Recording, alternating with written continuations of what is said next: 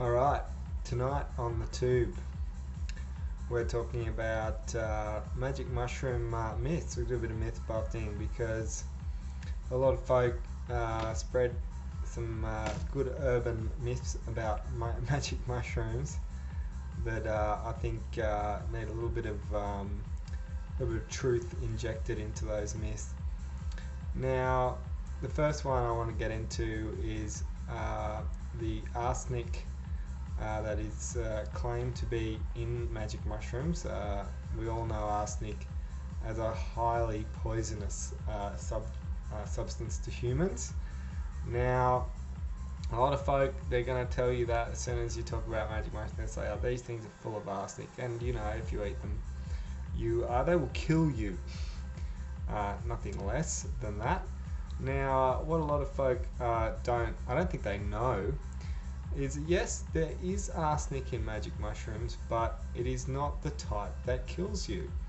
That is inorganic arsenic made by humans in laboratories.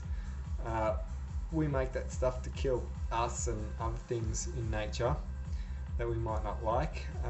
And what in fact is in magic mushrooms is organic arsenic or orgo arsenic. Now, this stuff is not only in magic mushrooms, it's pretty much in the soil, it's in everything you eat in nature. It's a naturally occurring substance. I mean, we've been eating it since the dawn of time.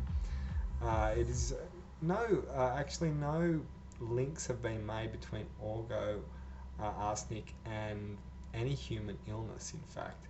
So, you know, I don't think that gives too much cred to the poisonous factor of mushrooms, because there's none, unless people have been throwing inorganic arsenic in the fields you may be picking your mushrooms from, which would be a very cruel thing to do. I don't think you have anything to fear from being poisoned by arsenic. So we'll blow that one straight out of the water, and we'll move on to the bad trip. The mushies. You know, we've all heard of some guy who takes mushies and gets really fucked up and does some really wacko stuff. You know, I've heard some fucking pretty good stories in my time. Now, I think the common thread with a lot of these stories is it comes down to the dosages.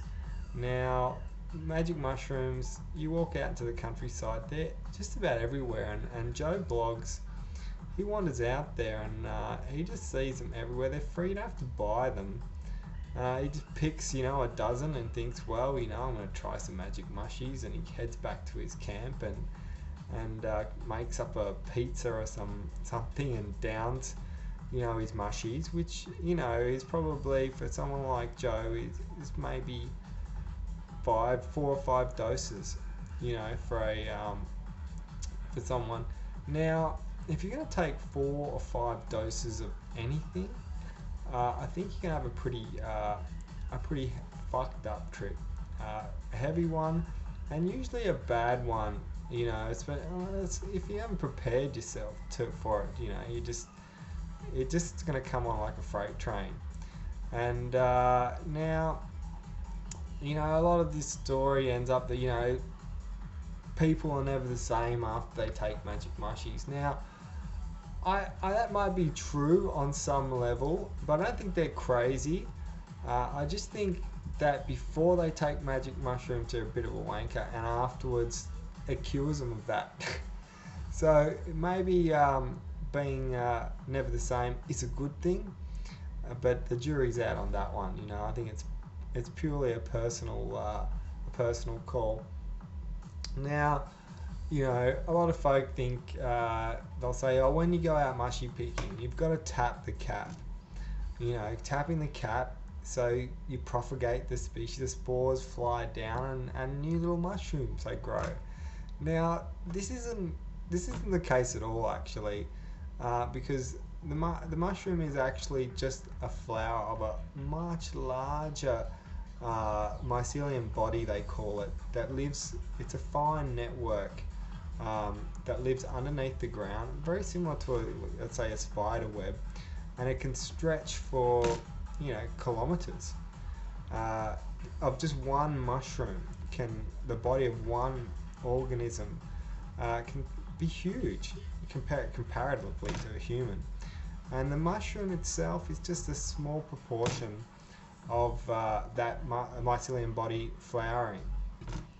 So tapping the cat, yeah, you might release a couple more spores, but I mean, if you've ever taken a spore print, you'll know that at all times these things are just spewing out millions of spores every moment of every day.